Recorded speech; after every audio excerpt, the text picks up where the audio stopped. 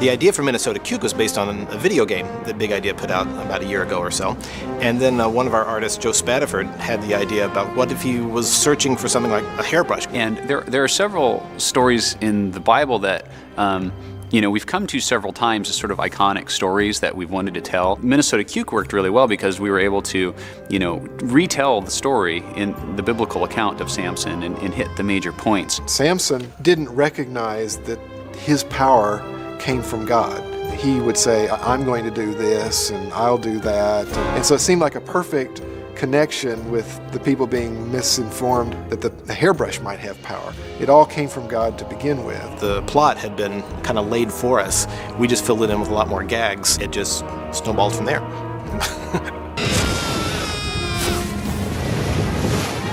In a studio, I'm working with a bunch of guys who are artists, very artistic types. So unfortunately, these are the guys that in school were almost always picked on. All I'll say is that I ran away a lot as a kid. 3rd grade, walking home from school one day. I think it was in the 5th grade. We had this one kid who had us convinced that he knew karate. Just sort of a lot of noogies and that sort of thing. And these 2 big kids from the 5th grade, they run up behind me and smack, push me over in the ditch. Yeah, I think everybody deals with a bully at some point or other. Eventually you're going to run into somebody who's bigger than you and who doesn't like you very much. Oh no! It's gone! Junior's toast! The stories themselves kind of deal with bullying from 2 directions. One, a child being bullied. Minnesota Cuke, the hero himself, becomes a bully. I'll tell you what we're gonna do, Martin. I'm gonna get that brush first, and I'm gonna use its power to defeat all the bullies in the world. I think most stories teach you to stand up to bullies and be ready to fight. And I didn't want to go that route. There's a proverb in the Old Testament even that says, if your enemy is hungry, feed him. If he's thirsty, give him something to drink. Hopefully, eventually they'll come around and they won't be your enemy forever.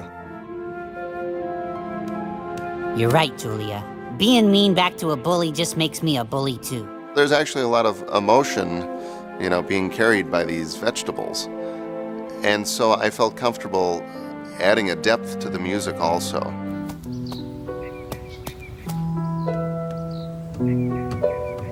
Every kid needs a place to go think. And for Junior, it's his treehouse. I had a treehouse very similar to the one actually in Junior and the Bully story. It was a place for me to play and use my imagination and cultivate my imagination. It was definitely a place for me to, find refuge and think through stuff. But you have to come down, you have to face your problems, but you don't do it alone. You have God's help. You go to your parents and they'll help you through it. Hey, Figaro, cannot find my best razor. I used to go over and get my hair cut at this barbershop. All of the guys in the barbershop were Italian, and that's all they would do, was just yell at each other all day. Why I want to use your razor, Leo? My razor suits me just fine. I'm just saying, I can't find my razor, and you the only other one here. Oh, Leo and Figaro, yeah, they're brothers. In fact, over the cash register, if you look, see a little picture of a carrot and a little bouffant hairdo? That's their mom. Mama Leone. Canadians! I love Canadians. I have relatives who are Canadian. Canadians are wonderful people. That's why at the end, they're the good guys. Nobody comes to the rescue better than the Royal Canadian Mounties, eh? My favorite pizza. I like Canadian bacon and pineapple. Oh, pepperoni and sausage. Ham and pineapple. I work for vegetables, so around here I eat mostly meat pizzas. Pizza Angel, please come to me. Tim had a great concept for the song, great lyrics. Pizza Angel came out of my affinity for a lot of 50s music, and my favorite songs were always those tragedy songs. It wasn't until I brought John Troush in to play a lot of guitar work on it that it really took on, oh yeah, that's the sound. The Pizza Angel, they're not real angels. Well, they're Pizza Angel because they come and they deliver. They're the messenger that comes and brings you the pizza. And so that's where it came from. A chocolate malta. Malt. Right, chocolate. My favorite type of malt, straight chocolate. I like chocolate malt. I just like the regular chocolate malt. I have no idea why we made it strawberry ice cream in the malt shop. Isn't that every kid's fantasy, just to have a swimming pool full of ice cream?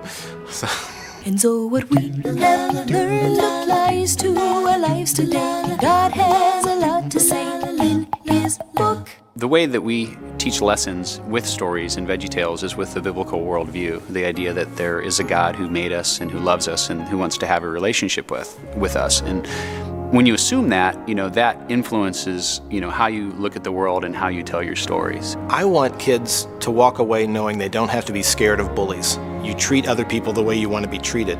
You bless those who curse you. It's really, really hard, but it brings a lot more inner peace and a lot more strength, and that strength that comes from God. God doesn't want you to be afraid. He doesn't want you to be timid, and He doesn't want you to have to feel like you have to go hide. But He doesn't want you to become a bully either. And if we can relate that in VeggieTales in a story that's fun and that can engage kids and model for them biblical behavior, then that's what we really hope to do, and hopefully kids will really learn from that.